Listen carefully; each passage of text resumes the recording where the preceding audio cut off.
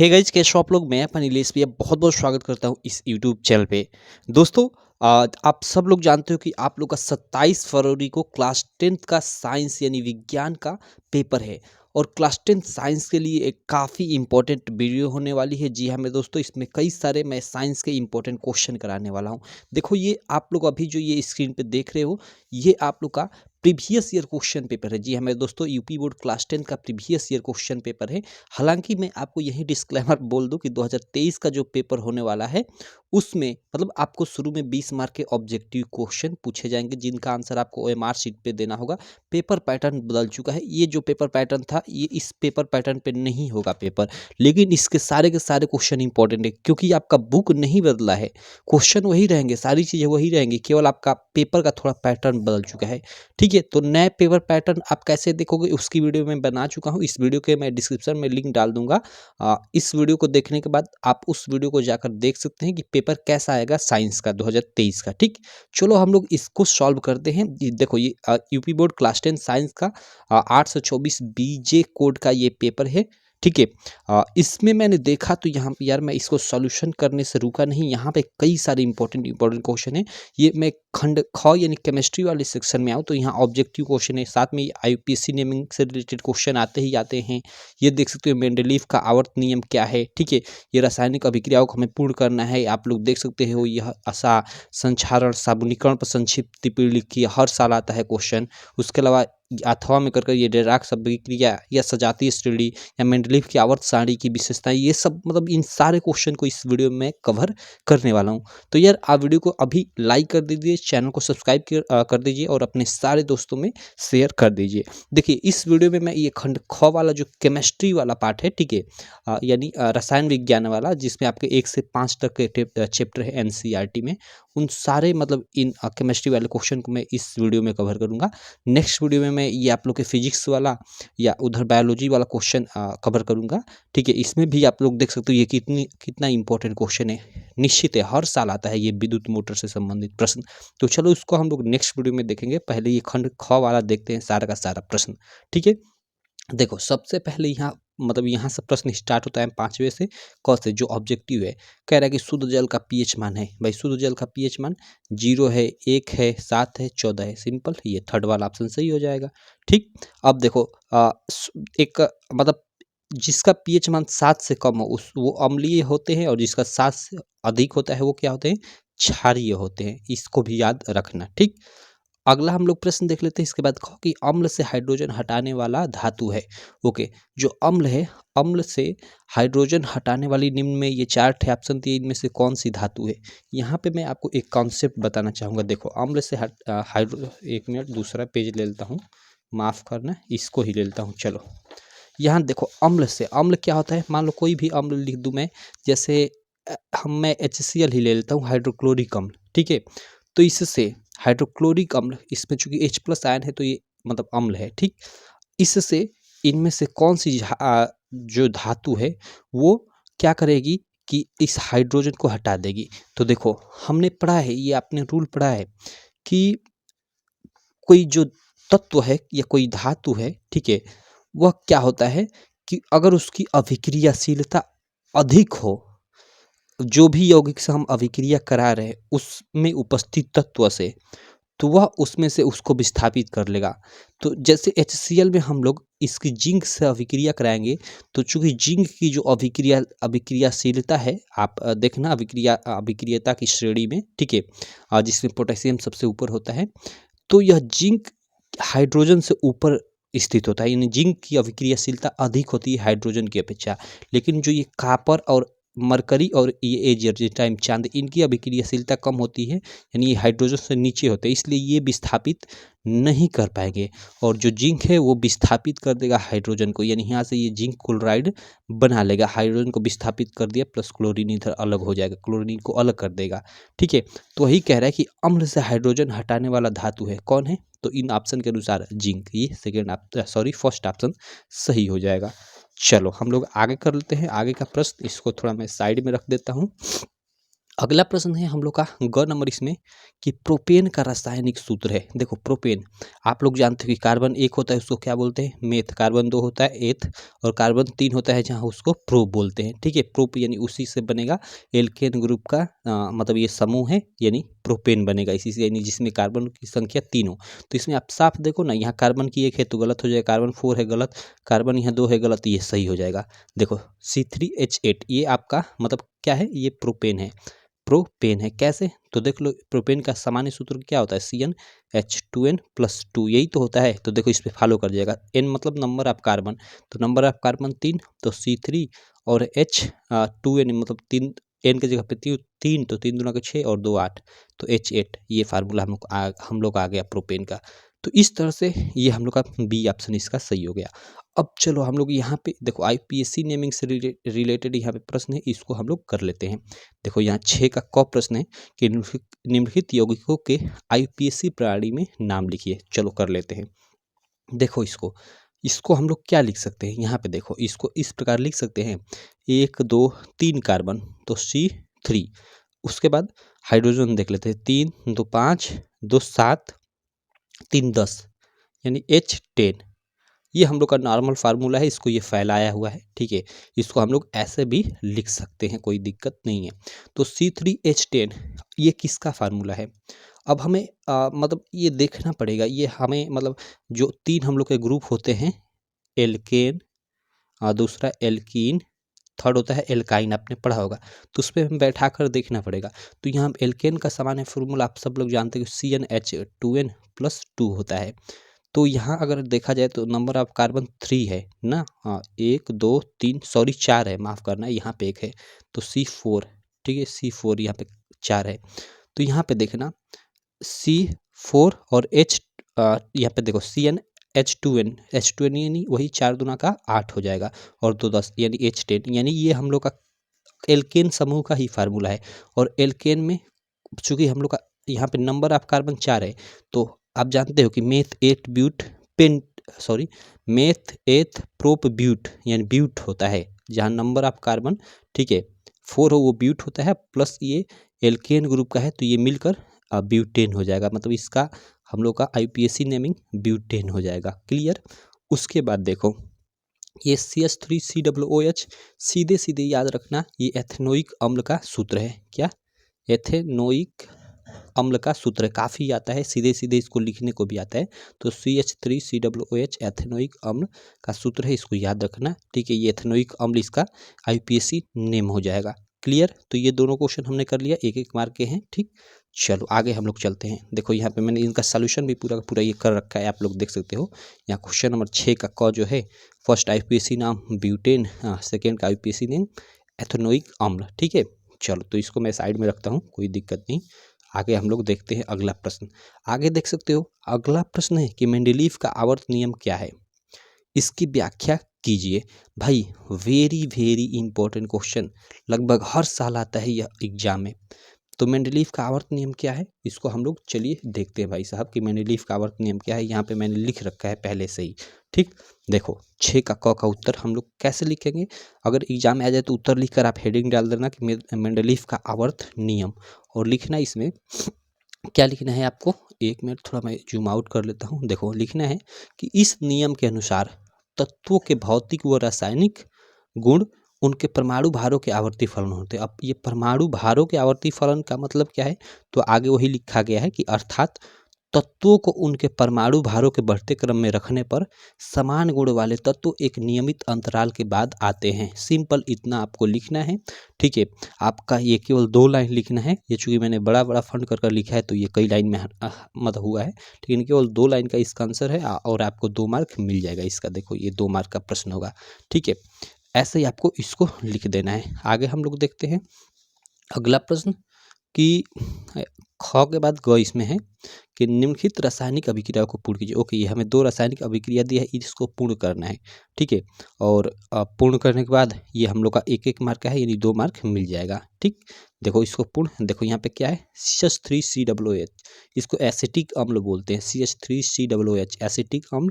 ठीक है, या इसको हम लोग एक तरह से मतलब तेजाब सॉरी एसिटिक अम्ल मतलब सिरका एक तरह से बोल सकते हैं। ठीक है, CH3COOH, ठीक है, जिसका भी हमने मतलब इधर नाम देखा एसिटिक अम्ल, या इसको हम लोग मतलब इसका आईपीएसी नाम एथेनोइक अम्ल हो जाएगा। ठीक, अब देखो यहाँ पे यह जब अभिक्रिया करता है C2H5OH से, मतलब ये C2H5OH क्या, एथिल एल्कोहल, यानी एक तरह से ये तेज मतलब एल्कोहल, शराब का सूत्र है एथिल एल्कोहल। ठीक, इससे अभिक्रिया करता है सांद्र सल्फ्यूरिक अम्ल और H2SO4 की उपस्थिति में, मतलब सॉरी सांद्र, हाँ वही सांद्र सल्फ्यूरिक अम्ल की उपस्थिति में H2SO4 अम्लों का क्या होता है, सल्फ्यूरिक अम्ल तेजाब होता है।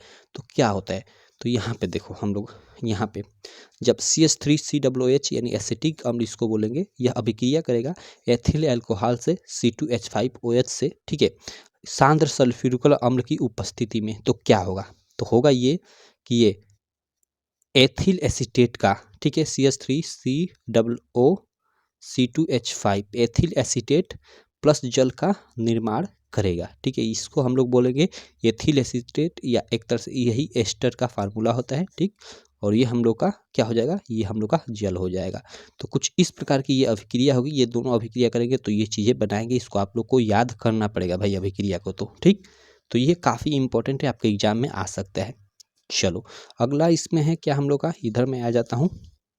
अगला है इसमें देखो C2H5Br, ये KOH से अभिक्रिया करता है। C2H5 क्या है, ब्रोमो और मेथ एथ यानी ब्रोमो एथेन है ये। जब ब्रोमो एथेन से अभिक्रिया करता है KOH यानी पोटेशियम हाइड्रोक्साइड, तो क्या होता है, तो देखो यहाँ पे C2H5Br यानी इसको हम लोग क्या बोलोगे, ब्रोमो एथेन, ये हम लोग का ब्रोमो एथेन है। इससे अभिक्रिया करता है KOH यानी पोटेशियम हाइड्रोक्साइड। तो क्या होता है, देखो CH2OH, इसको हम लोग शॉर्ट में लिख सकते हैं, 1 2 हम लोग का कार्बन है ना, तो C2 और 3 तो 5 यानी H5OH, यानी ये तो एथिल एल्कोहल का फार्मूला आ गया।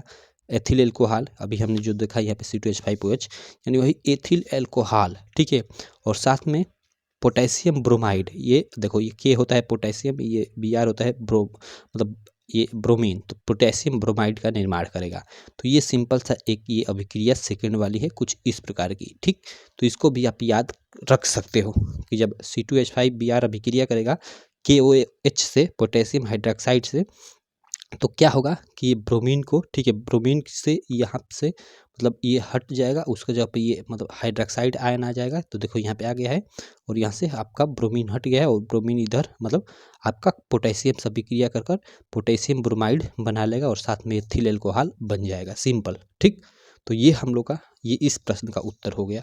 अब चलो आगे हम लोग देखते हैं अगला प्रश्न। अगला प्रश्न क्या है कि धावन सोडा तथा मीठा सोडा का नाम तथा रासायनिक सूत्र लिखिए। देखिए मीठा सोडा मीन्स वही सोडियम बाइकार्बोनेट, खाने वाला सोडा, ठीक है, जो हम लोग घर पे यूज करते हैं। ठीक है, तो यहाँ पे देख सकते हो, यहाँ पे एक मिनट मैंने इसका आंसर लिख रखा है। कैसे आपको लिखना है, क्वेश्चन नंबर 7 का क, हमें क्वेश्चन क्या दिया है कि धावन सोडा तथा मीठा सोडा का नाम तथा रासायनिक सूत्र लिखिए। तो 7वें का क, प्रश्न उत्तर संख्या 7वें का क आप उत्तर डालकर लिखोगे। इसमें क्या लिखना है अब आपको, देखो आप उत्तर डालकर लिखोगे, यहाँ पे देखो, सॉरी एक मिनट, कि धावन सोडा, ठीक है, क्या धावन सोडा का रासायनिक नाम सोडियम कार्बोनेट तथा रासायनिक सूत्र Na2CO3 इंटू 10H2O। देखो इसके मतलब मेन तो फार्मूला यही है Na2CO3, लेकिन इसके साथ जल के 10 मतलब एक तरह से क्रिस्टलीकृत अणु होते हैं। तो इस तरह से ये फार्मूला पूरा का पूरा लिखा जाता है सोडियम कार्बोनेट का। तो धावन सोडा का रासायनिक नाम सोडियम कार्बोनेट, ठीक है, और रासायनिक सूत्र Na2CO3 इंटू 10H2O है, या इतना ही रहने दे, और आगे लिखो कि वही मीठा सोडा का रासायनिक नाम सोडियम बाइकार्बोनेट तथा रासायनिक सूत्र NaHCO3 यानी सोडियम बाइकार्बोनेट, इसी को बोलते हैं। ये खाने वाला सोडा होता है, घर पे जो यूज होता है एक तरह से। तो इस तरह से इस क्वेश्चन का आप लोग आंसर लिखोगे, जो यह प्रश्न पूछा है कि धावन सोडा तथा मीठा सोडा का नाम तथा रासायनिक सूत्र लिखिए। तो धावन सोडा का रासायनिक नाम सोडियम कार्बोनेट तथा रासायनिक सूत्र Na2CO3 इंटू 10H2O, वही मीठा सोडा का रासायनिक नाम सोडियम बाइकार्बोनेट तथा रासायनिक सूत्र NaHCO3 है। सिंपल, ऐसे आप लोग कर लोगे। ठीक, तो ये हम लोग का 7वें का क का उत्तर हो गया। अब देखो यहाँ पे हमें द्विविस्थापन अभिक्रिया क्या होती है इसको हमें समझाना है उदाहरण सहित। द्विविस्थापन अभिक्रिया को उदाहरण देकर स्पष्ट कीजिए। तो द्विविस्थापन अभिक्रिया क्या होती है, जिसमें मतलब दो आयनों का आदान प्रदान होता है। जैसे देखो आपने फर्स्ट चैप्टर में पढ़ा होगा द्विविस्थापन अभिक्रिया विस्थापन अभिक्रिया के बारे में। तो द्विविस्थापन अभिक्रिया क्या है, तो देखिए ऐसी अभिक्रिया जिसमें अभिकारकों के बीच आयनों का आदान प्रदान हो, द्विविस्थापन अभिक्रिया कहलाती है। एग्जाम्पल के तौर पे जैसे देखो जब AgNO3 से अभिक्रिया करता है NaCl, ठीक है, तो देखो यहाँ से क्या होगा कि देखो यहाँ से Ag को मतलब Na हटा देगा और Na की जगह पे Ag चला जाएगा, यहाँ ये चला जाएगा और इसके जगह पे ये आ जाएगा। आप लोग देख रहे हो अभिक्रिया के फलस्वरूप, देख रहे हो यहाँ पे हम लोग का क्या है, Ag की जगह पे ये आ गया है, ठीक है, सॉरी Na सोडियम की जगह पे Ag आ गया है तो AgCl बना लिया है। और उसके बाद यहाँ पे मतलब यहाँ Ag की जगह Na आ गया है तो NaNO3 बना लिया है, सोडियम नाइट्रेट बना लिया है। तो ये सामान्य से एक उदाहरण आप लोग दे दोगे और ये मतलब हम लोग का द्विविस्थापन अभिक्रिया, इसका आपको 2 मार्क मिल जाएगा। ठीक, तो इस तरह से इसका आप लोग को आंसर लिखना है। अब चलो आगे हम लोग चलते हैं। अगला प्रश्न है इसमें 7वां का मतलब हो गया। 8वें प्रश्न पे चलते हैं। अब देखो 8वें प्रश्न में आप लोग क ख ग ये 3 प्रश्न करो, आपको ऑप्शन दिए अथवा ये 3 प्रश्न करो, आपका मन। लेकिन हम लोग इन सबको सॉल्व करेंगे क्योंकि एग्जाम में मतलब कौन कौन इसमें ऐसा आएगा हमें तो कोई पता नहीं है, तो इसलिए हम सबको सॉल्व करेंगे। ठीक, चलो यहाँ पे हम लोग सबसे पहले देख लेते हैं संक्षारण क्या होता है, उदाहरण द्वारा समझाइए। अब संक्षारण क्या होता है, तो भाई आप सब लोग जानते हो संक्षारण यानी जंग लगना एक तरह से। तो यहाँ पे इसका उत्तर कैसे लिखोगे कि जब कोई धातु अम्ल या आर्द्रता, आर्द्रता मीन्स वही नमी के संपर्क में आती है तो वह संक्षारित होने लगती है। इस प्रक्रिया को ही संक्षारण कहते हैं। मतलब कहने का मतलब कि जैसे जंग वंग लग जाती है तो आप लोगों ने देखा होगा जो लोहे मतलब उस पे मतलब कैसे हो जाते हैं सब, मतलब सब खराब होने लगता है लोहा। तो उसी पूरी प्रक्रिया को एक तरह से हम लोग संक्षारण बोलते हैं। तो इसकी मतलब टेक्निकली भाषा में आप लोग कैसे लिखोगे आंसर कि जब कोई धातु अम्ल या आर्द्रता के संपर्क, आर्द्रता यानी वही नमी के संपर्क में आना, ठीक है, यानी एक तरह से जल के संपर्क में आना। ठीक, तो जब कोई धातु अम्ल या आर्द्रता यानी वही नमी के संपर्क में आती है तो वह संक्षारित होने लगती है। इस प्रक्रिया को ही संक्षारण कहते हैं। और उदाहरण के तौर पे लोहे पर जंग लगना ये संक्षारण का एक उदाहरण है। ऐसे लिख दोगे आपको इसका मार्क मिल जाएगा, सिंपल। उसके बाद अगला प्रश्न देख लेते हैं भाई साहब। अगला प्रश्न क्या है इसमें, साबुनीकरण पर संक्षिप्त टिप्पणी लिखिए। वेरी वेरी इंपॉर्टेंट, 2013 से अब तक लगातार ये क्वेश्चन आ रहा है। ठीक है, साबुनीकरण पर संक्षिप्त टिप्पणी लिखिए, कभी ऐसे पूछ देगा या कभी मतलब निम्न पर संक्षिप्त टिप्पणी लिखिए और इसमें दे देगा साबुनीकरण एक। तो ये प्रश्न वेरी वेरी इंपॉर्टेंट है। तो चलो इसको देख लेते हैं कि साबुनीकरण क्या होता है। ठीक है, देखो यहाँ पे नॉर्मल एकदम अच्छे से इसका आंसर मैंने लिख रखा है। आप लोग कहीं पढ़ोगे इतना ऐसे ऐसे पढ़ाएंगे कि आपको समझ ही नहीं आएगा, लेकिन यहाँ कोई आपको डाउट नहीं रह जाएगा इस टॉपिक में। देखो उत्तर लिखोगे कि तेल अथवा वसा, तेल यानी वनस्पति तेल जैसे नारियल का तेल, चीड़ का तेल, ठीक है, तो तेल अथवा वसा यानी फैट के साथ, ठीक है, तेल अथवा वसा के साथ क्षार की अभिक्रिया से साबुन बनाने की प्रक्रिया को साबुनीकरण कहते हैं। यानी देखो जब हम किसी तेल या वसा से जब क्षार की अभिक्रिया, और क्षार में भी दो, एक NaOH यानी सोडियम हाइड्रोक्साइड और KOH एक पोटेशियम हाइड्रोक्साइड, इन्हीं दो का यूज करते हैं। ठीक, तो इन दो क्षारों का यूज कर कर तेल अथवा वसा के साथ अभिक्रिया कर कर जो साबुन बनाने की प्रक्रिया होती है उसी को साबुनीकरण कहते हैं। सिंपल एकदम, मतलब नॉर्मल लैंग्वेज में किसी को भी ये याद हो जाएगा। अब देखो, अब चूंकि हमें प्रश्न क्या पूछा था कि साबुनीकरण पर संक्षिप्त टिप्पणी लिखिए, तो इतना ही आप लोगों ने लिख दिया और थोड़ा सा इसमें आगे बढ़ा दीजिए, इसकी अभिक्रिया लिख दीजिए कि साबुन बनाने की अभिक्रिया साबुन बनाने की अभिक्रिया या रासायनिक अभिक्रिया निम्न है। और अभिक्रिया आप जो भी है इसकी दे दीजिए। थोड़ा अभिक्रिया यहाँ पे याद करना पड़ेगा, यही थोड़ी कठिन है। तो चलो इसको देख लेते हैं, मैंने यहाँ पे लिख रखा है पहले से, आप लोग देख सकते हो। ये अभिक्रिया थोड़ा समझ लो, आपको याद करना पड़ेगा। ये तो थोड़ा मतलब कठिन है, इसको याद रखना, बार बार लड़के भूल जाते हैं, लेकिन फिर भी आप लोग याद रखना कोशिश करना। देखो यहाँ पे ये स्टीयरेट है, स्टीयरेट यानी एक तरह से फैट है, वसा है, ठीक है, स्टीयरीन है, सॉरी स्टीयरेट बोल रहा हूँ, स्टीयरीन है। ठीक, देखो स्टीयरीन, यहाँ पे देखो CH2OCO C17H35, ठीक है, और यहाँ पे देखो CHOCO C17H35 और यहाँ पे देख सकते हो C17H35 ये मतलब, और यहाँ पे सिंगल बॉन्ड यानी इसको हम ट्राई 1 2 3 यहाँ ट्राई स्टीयरीन भी लिख सकते हैं, ट्राई स्टीयरीन। जब ये अभिक्रिया करता है यहाँ पे सोडियम हाइड्रोक्साइड या फिर पोटेशियम हाइड्रोक्साइड से, तो क्या होता है कि सोडियम स्टीयरेट यानी इसी को हम बोलते हैं साबुन, सोडियम स्टीयरेट यानी साबुन, यानी C17H35COONA। ये तो आगे 3 लगा है, ये मतलब संतुलित करने के लिए, ठीक। प्लस ये आप लोग देखो ये क्या है, ये आपका ग्लिसरॉल है, ठीक है, ये ग्लिसरॉल है आपका। तो जब ये स्टीयरीन यानी फैट या मतलब एक तरह से तेलों के साथ जब सोडियम हाइड्रोक्साइड या पोटेशियम हाइड्रोक्साइड अभिक्रिया करता है तो सोडियम या पोटेशियम स्टीरेट, अगर यहीं पे हम पोटेशियम से अभिक्रिया कराएं तो यहाँ सोडियम की जगह पोटेशियम आ जाएगा, तो वो पोटेशियम स्टीरेट हो जाएगा, ठीक।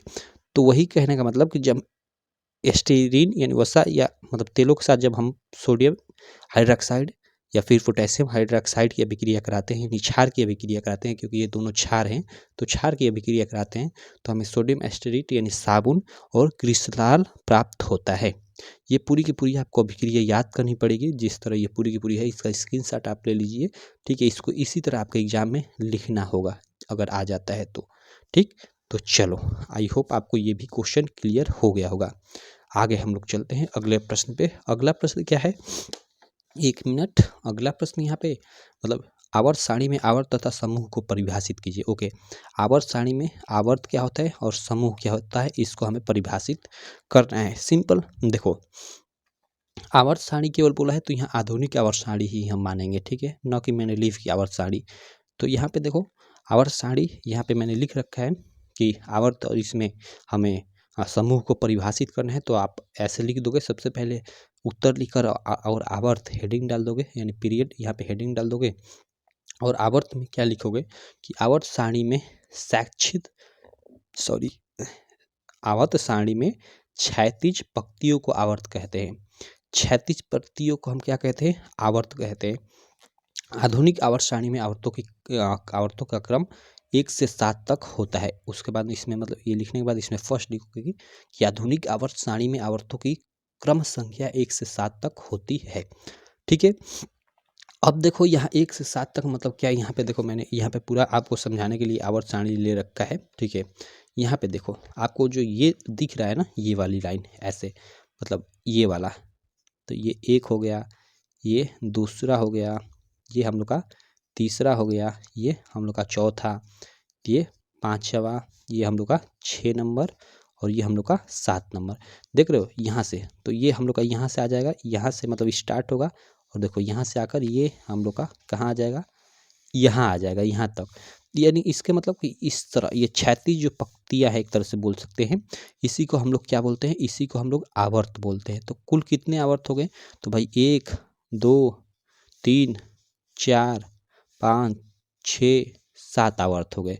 और इसी में हम लोग वर्ग या समूह की बात करें तो ये देखो, ये मतलब इस तरह ऊपर से नीचे की तरफ, यानी ये 1 हो गया, ये 2, ये 3, ये 4 5 6, इसी तरह कर कर हम लोग 18 वर्ग हो जाएंगे, ठीक है, यानी एक तरह से समूह हो जाएंगे जो ये ऊपर से नीचे की तरफ हैं।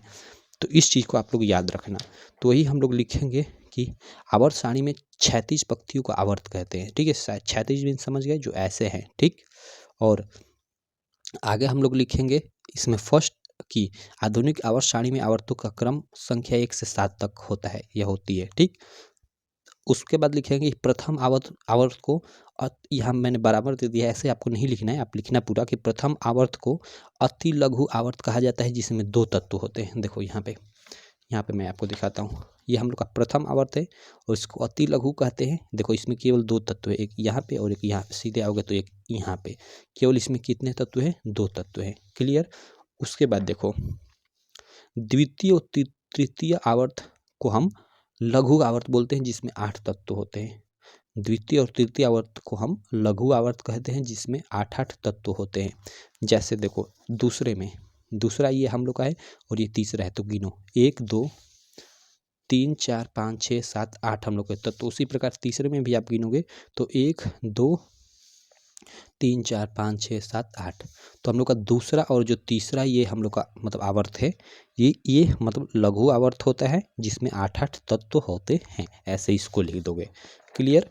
उसके बाद लिखोगे इसके बाद कि चौथे तथा पांचवें आवर्त में 18-18 तत्व होते हैं, इन्हें दीर्घ आवर्त भी कहा जाता है। चौथा और जो पांचवा हम लोग का आवर्त हो गया, जैसे यहाँ पे मैं आ जाता हूँ, यहाँ पे चौथा और ये हम लोग का पांचवा, इसमें हम लोग के कितने कितने, तो इसमें देखो 18-18 तत्व होते हैं, इन्हें दीर्घ आवर्त भी कहा जाता है। इन्हें कौन सा, इन्हें दीर्घ आवर्त भी कहा जाता है। क्लियर। और उसके बाद अंत में आप लिखोगे कि छठे तथा सातवें आवर्त में 32 तत्व आते हैं, इन्हें अति दीर्घ आवर्त कहते हैं। ठीक है, छठे और सातवें, ये 6 नंबर और 7 नंबर में हम लोग कितने 32 तत्व आ जाएंगे। अब कहोगे कि यार ये इसके ही तो बराबर है, इसमें कैसे 32 आ जाएंगे, तो यहाँ देखो ये लेंथेनाइड और एक्टेनाइड सीरीज को इन्हीं के अंतर्गत रखा गया, एक तरह से हम लोग बोल सकते हैं। क्लियर। तो चलो ये हम लोग का हो गया मतलब ये इसका आवर्त के बारे में। अब चूंकि हमें समूह को भी परिभाषित करना था, तो समूह ग्रुप यहाँ पे हेडिंग डालोगे और इसमें लिखोगे आवर्त सारणी में ऊर्ध्वाधर कालम को समूह बोलते हैं। ऊर्ध्वाधर यानी वही एक तरह से लंबवत, एक तरह से हम लोग बोल सकते हैं। आधुनिक आवर्त सारणी में कुल 18 समूह है, मैंने दिखाया ना आपको, ऐसे मतलब ऐसे लंबवत। क्लियर। समूहों में तत्वों के गुणों में क्रमिक परिवर्तन पाया जाता है, मतलब एक समूह के बाद दूसरे समूह में हम लोग जाएंगे तो उसमें मतलब जो उनमें मतलब जो गुण होंगे उनमें एक क्रमिक परिवर्तन पाए जाएंगे, तो वही उसी को यहाँ पे लिखा गया है। उसके बाद है कि शून्य तथा आठवें समूह यानी वर्ग को छोड़कर अन्य सभी को उपवर्गों में बांटा गया है, ये लिख दोगे। उसके बाद चौथा लिख दोगे कि कुछ अपवादों को छोड़कर एक समूह के तत्व के गुण समान होते हैं, मतलब कुछ अपवाद है उसके बाद उसको छोड़कर एक समूह में जितने भी मतलब एक तरह से हम लोग बोल सकते हैं तत्व हैं, उनके गुण लगभग समान ही होते हैं। ठीक है, इसमें कुछ अपवाद भी हैं, तो वही लिखा है कि कुछ अपवादों को छोड़कर एक समूह में मतलब वही पाए जाने वाले सभी तत्वों के गुण लगभग समान होते हैं, ऐसे आप लोग बनाकर लिख दोगे। तो ये हम लोग का इसमें चौथा, एक दो और पॉइंट है उसको लिख देना। ठीक है, आप पांचवा पॉइंट लिख देना कि एक ही वर्ग में नीचे के तत्वों का परमाणु भार ऊपर के तत्वों के परमाणु भार से अधिक होता है। ये एक पॉइंट बनाकर लिख देना कि एक ही वर्ग में नीचे के तत्वों का परमाणु भार ऊपर के तत्वों के परमाणु भार से अधिक होता है। और एक और आप इसमें पॉइंट बना लेना कि प्रत्येक वर्ग या समूह की वर्ग संख्या अपनी विशिष्ट संयोजकता यानी वही वैलेंसी को प्रकट करती है। ऐसे आप लोग इसमें लिख देना। इस क्वेश्चन का आप लोग को आंसर हो जाएगा। इस क्वेश्चन का आपको 3 मार्क इतना लिखने के बाद मिलेगा। क्लियर। अब देखो आठवें का हमने क ख ग कर लिया, इसमें आप ये आठवें आप प्रश्न में ये तीनों कीजिए या ये अथवा दिया है नीचे वाले ये तीनों कीजिए। तो चूंकि हमें सबको करना है, क्योंकि इसमें से कौन कौन आपके इस साल के एग्जाम में आएगा ये तो हमें मालूम नहीं है, तो इसलिए हमको सबको करना पड़ेगा, सबको पढ़ना पड़ेगा, सबको याद करना पड़ेगा। तो चलो हम लोग इसको भी कर लेते हैं। इस बगल में आ जाता हूँ, ये 1 मिनट, इसको थोड़ा मैं साइड रखता हूँ। यहाँ पे सबसे पहले हमें रेडॉक्स अभिक्रिया, ये रेडॉक्स लिखा है, वही रेडॉक्स अभिक्रिया के बारे में हमें बताना है कि रेडॉक्स अभिक्रिया क्या होती है। देखो रेडॉक्स अभिक्रिया क्या होती है इसको मैं समझा देता हूँ, क्योंकि यहाँ पे मैं लिखा नहीं हूँ, लेकिन चलो कोई दिक्कत नहीं। मैं शायद टाइप करते समय भूल गया होऊंगा, लेकिन चलो यहाँ पे मैं रेडॉक्स अभिक्रिया को आपको किसी पेज पे समझा देता हूँ कि रेडॉक्स अभिक्रिया क्या होती है। हम लोग की रेडॉक्स अभिक्रिया क्या होती है इस चीज़ को हम लोग थोड़ा समझते हैं। देखो आपने अपचयन और उपचयन का नाम सुना होगा क्या? आपने अपचयन और उपचयन का नाम सुना होगा। अपचयन क्या होता है, जिसमें देखो दो अभिक्रियाएं आपने पढ़ा होगा, एक अपचयन अभिक्रिया, एक उपचयन अभिक्रिया। जिस अभिक्रिया में ऑक्सीजन की O2 की कमी हो जाए, आपने पढ़ा होगा, उसको अपचयन अभिक्रिया बोलते हैं। और जिसमें O2 यानी ऑक्सीजन की वृद्धि हो जाए उसको उपचयन अभिक्रिया बोलते हैं। और एक ऐसी अभिक्रिया जिसमें ये दोनों अभिक्रियाएं शामिल हो, यानी जिस अभिक्रिया में अपचयन भी हो उपचयन भी हो, उसको हम लोग रेडॉक्स अभिक्रिया बोलते हैं, सिंपल। तो आप लोग इसकी डिफिनीशन कैसे लिखोगे कि एक ऐसी अभिक्रिया जिसमें अपचयन तथा उपचयन दोनों अभिक्रियाएं शामिल हो, रेडॉक्स अभिक्रिया कहलाती है, ऐसे आप लोग लिख दोगे। और उदाहरण के तौर पे इसका एग्जाम्पल क्या लिखोगे, जैसे जब CuO यानी कॉपर ऑक्साइड, एक तरह से कॉपर ऑक्साइड जब अभिक्रिया करता है हाइड्रोजन से, ठीक है, तो क्या होता है, मतलब एक तरह से इसका हम लोग दोनों को मतलब अभिक्रिया कराते हैं, एक तरह से गर्म करते हैं एक साथ रख कर, तो यहाँ से जब यह अभिक्रिया करता है तो यहाँ से देखो जो है ये हाइड्रोजन है ना, वो मतलब विस्थापित हो जाता है, हट जाता है। यहाँ पे कॉपर बचता है और प्लस ये हाइड्रोजन इसके साथ मिलकर जल का निर्माण कर देता है। तो यहाँ पे आप लोगों ने देखा ये कॉपर ऑक्साइड से मतलब यहाँ पे ऑक्सीजन हट गया, यानी ऑक्सीजन की यहाँ पे कमी हो गई यहाँ पे, यानी कॉपर ऑक्साइड का यहाँ पे क्या हो गया, अपचयन हो गया, एक तरह से बोल सकते हैं। ठीक, तो यहाँ अपचयन अभिक्रिया हो गई। और यहाँ पे आप लोग देख सकते हो, यहाँ पे पहले हम लोग का हाइड्रोजन था, ठीक है, और यहाँ पे हम लोग का साथ इसके साथ ऑक्सीजन आ गया, यानी ऑक्सीजन जुड़ गया। तो एक तरह से बोल सकते हैं इस हाइड्रोजन का क्या हो गया, उपचयन हो गया। ठीक है, उपचयन यानी यहाँ पे ऑक्सीजन की वृद्धि हो गई और यहाँ अपचयन मीन्स ऑक्सीजन की यहाँ पे कमी हो गई, सिंपल। तो ये आप लोग उदाहरण वहाँ पे मतलब लिख दोगे एग्जाम्पल के तौर पे। तो ये हो गई हम लोग की रेडॉक्स अभिक्रिया, सिंपल सी। ठीक, उसके बाद देखो अगला इसमें क्या है, अगला है कि सजातीय श्रेणी। ओके, सजातीय श्रेणी या इसको हम लोग समजातीय श्रेणी भी बोलते हैं। ये क्या होती है, सजातीय या समजातीय श्रेणी क्या होती है, काफ़ी इंपॉर्टेंट है, लगभग हर साल ये पूछा है ये भी क्वेश्चन। इसको चलो देख लेते हैं। इसका भी मैंने लिखा नहीं है लेकिन मैं आपको समझा देता हूँ। ठीक है, देखो सजातीय श्रेणी क्या होती है इसको हम लोग समझते हैं थोड़ा। इसमें आप लोग लिखोगे, आप लोगों को क्या लिखना है, चलो मैं लिख ही देता हूँ। कार्बनिक यौगिकों का, कार्बनिक यौगिकों का एक ऐसा समूह, कार्बनिक यौगिकों का एक ऐसा समूह या वह समूह जिसमें या जिनका सामान्य सूत्र एवं क्रियात्मक समूह एक जैसा हो, एवं क्रियात्मक समूह एक जैसा हो, सजातीय श्रेणी कहते हैं। सिंपल, ऐसे आप लोग लिख देना। और एग्जाम्पल के तौर पे अभी मैं समझाऊंगा तो आपको समझ में आएगा। फर्स्ट में आप लोग लिख देना मेथेनॉल, इसका फार्मूला आप लोग लिख देना कि CH3OH, ये मेथेनॉल का फार्मूला। सेकंड यहाँ पे उदाहरण दे देना आप लोग एथेनॉल, कम से कम 2 तो लिखना पड़ेगा है क्योंकि इसमें कंपैरिजन करना है। तो एथेनॉल ये आप लोग लिख देना CH3CH2OH, क्लियर। ये 2 लिख सकते हो, तीसरा भी इसमें लिख सकते हो आप, मतलब प्रोपेनॉल एक तरह से लिख सकते हो, लेकिन केवल 2 ही लिखो तो कोई दिक्कत नहीं।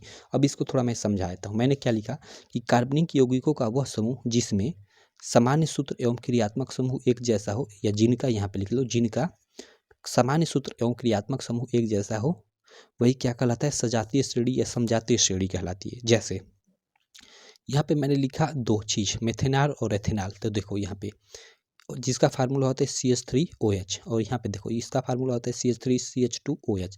इसको सामान्य मतलब इसको अगर हम शॉर्ट में करें तो देखो कार्बन 2 है तो C2 हम लोग का हो जाएगा, हाइड्रोजन 3 2 5 यानी H5 और OH हो जाएगा। तो इसको हम लोग ऐसे भी लिख सकते हैं। अब देखो इसमें हम लोग का क्रियात्मक समूह क्या होता है, जो इधर ये जुड़ा है, देखो दोनों में एल्कोहल का ये क्रियात्मक समूह है। और ये सामान्य सूत्र यहाँ पे देखो, ये सामने वाला ना जो ये मतलब है, ये भी मतलब एल्केन, चूँकि मेथेन यहाँ पे देख लो एल्केन मतलब ग्रुप का ये है। कैसे, तो इसको भी हम चेक कर लेते हैं। एल्केन का सामान्य फार्मूला क्या होता है, CnH2n+2 ऐसा होता है ना। यहाँ पे नंबर ऑफ कार्बन कितना है हम लोग का, 1 है। तो यहाँ पे C और H2n मतलब H 2 × 1 + 2, यानी हम लोग का क्या हो जाएगा CH2, यहाँ पे 2n है, ठीक है, सॉरी 2n है। तो n के जगह पे हम लोग का 1 है तो 2 × 1 + 2 हो जाएगा, यानी 2 × 2 और +2 हम लोग का 4 हो जाएगा, यानी CH4 हो जाएगा। लेकिन चूंकि यहाँ एल्कोहल ग्रुप जोड़ा है तो क्या होता है ना, यहाँ से एक हाइड्रोजन को विस्थापित कर जो इसका सामान्य फार्मूला अब हो जाता है वो CnH2n+1OH इस प्रकार का हो जाता है। ठीक, तो इस फार्मूले पे आप बैठाओगे तो ये भी आ जाएगा, ये भी फार्मूला मतलब ये भी आ जाएगा। तो कहने का मतलब यही है कि इनका लगभग जो ये सामान्य सूत्र है आगे वाला वो भी समान होता है, और ये जो क्रियात्मक समूह है वो भी समान होता है, कोई और इसमें दिक्कत नहीं है। क्लियर। तो सजातीय श्रेणी या समजातीय श्रेणी क्या होता है, आई होप आपको एकदम क्लियर हो गया होगा। अब चलो आगे हम लोग एक और चीज़ हम लोग देख लेते हैं। अगला इसमें हम लोग देखते हैं कि मेंडलीव का आवर्त सारणी की विशेषताएं क्या है। जो मेंडलीव की आवर्त सारणी, आधुनिक आवर्त सारणी नहीं, मेंडलीव की आवर्त सारणी। तो इसमें देखो, इसमें मैंने लिख रखा है यहाँ पे देखो कि मेंडलीव की आवर्त सारणी की विशेषताएं, ऐसे आप लोग मतलब आ जाए एग्जाम में तो उत्तर डाल देना और लिख देना कि मेंडलीव की आवर्त सारणी की विशेषताएं, और फर्स्ट में लिखना आप लोग कि तत्वों के सरल अध्ययन में उपयोग, हेडिंग डाल देना और इसमें लिखना कि तत्वों के सरल अध्ययन में उपयोग, और थोड़ा सा इसमें लिख देना कि आवर्त सारणी से किसी तत्व विशेष यानी मेंडलीव की आवर्त सारणी से किसी विशेष तत्व का अध्ययन करने से ही उस वर्ग के सभी तत्वों का अध्ययन सरल हो जाता है, एक तरह से बोल सकते हैं ये, मतलब फर्स्ट में ऐसे लिख देना। सेकंड आप क्या डालना, सेकंड एक हेडिंग बनाना कि परमाणु भार ज्ञात करने में उपयोग, ऐसे हेडिंग बनाना और इसमें लिखना कि कई तत्वों के गलत परमाणु भारों को सही करने में मेंडलीव की आवर्त सारणी उपयोगी सिद्ध हुई। जैसे बेरिलियम का परमाणु भार जो कि 13.5 माना जाता था, लेकिन इसका सही परमाणु भार जो कि 9 निकला, मेंडलीव द्वारा सही किया गया। तो ये सेकेंड में आप लोग लिख दोगे। उसके बाद थर्ड में इसकी विशेषता में क्या लिखोगे कि नई तत्वों की खोज में उपयोग, और इसमें लिखोगे कि मेंडलीव ने अपनी मूल सारणी में नए तत्वों के लिए कई रिक्त स्थान छोड़ दिए थे। ये रिक्त स्थान उन तत्वों से संबंधित थे जिनकी खोज तब तक नहीं हुई थी।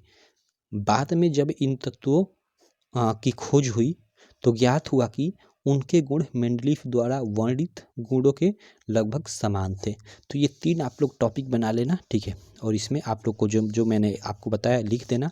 तो आप लोगों का क्या हो जाएगा कि मेंडलीव की आवर्त सारणी की वो एक तरह से विशेषताएं हो जाएगी, और इसका आप लोग को 3 मार्क मिल जाएगा। अब देखो इसमें क्या होता है कि मान लो आपको कहीं मतलब इसमें केवल 2 आप लोगों ने लिखा, तीसरा आप लोगों ने नहीं लिखा, तो इसका 1 मार्क, इसका 1 मार्क, आपको केवल 2 मार्क यहाँ पे मिलेगा, ना कि 3 मार्क मिलेगा। क्लियर? तो ये रहा हम लोग का पूरा हम लोग का ये केमिस्ट्री का एक तरह से पार्ट वाले का सॉल्यूशन। ये आप लोग का 824 बीजेड कोड कर था ये साइंस का विज्ञान का पेपर 2022 का। नेक्स्ट वीडियो में हम लोग इसमें जो ये फिजिक्स वाले मतलब सब क्वेश्चन है फिजिक्स वाले पार्ट के, इसके या बायोलॉजी वाले का भी मैं आपको करा दूंगा, ठीक है। इधर बायोलॉजी वाला सेक्शन है, बायोलॉजी वाले सेक्शन में भी यहाँ काफ़ी इंपॉर्टेंट क्वेश्चन है। तो चलो हम लोग मिलते हैं आपसे नेक्स्ट वीडियो में। आशा करता हूँ आपको ये वीडियो काफ़ी अच्छी लगी होगी। वीडियो अच्छी लगी तो यार चैनल को सब्सक्राइब कर देना, वीडियो को लाइक कर देना, और अपने सारे दोस्तों में इस वीडियो को शेयर भी कर देना।